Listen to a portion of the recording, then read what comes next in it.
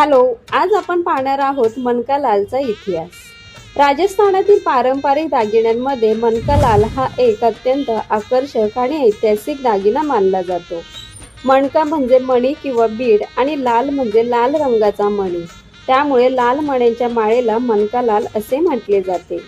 मनकालाल दागिन्याची परंपरा राजस्थानात सुमारे 16व्या ते 17व्या शतकात राजपूत घराण्याच्या काळात विशेष लोकप्रिय झाली।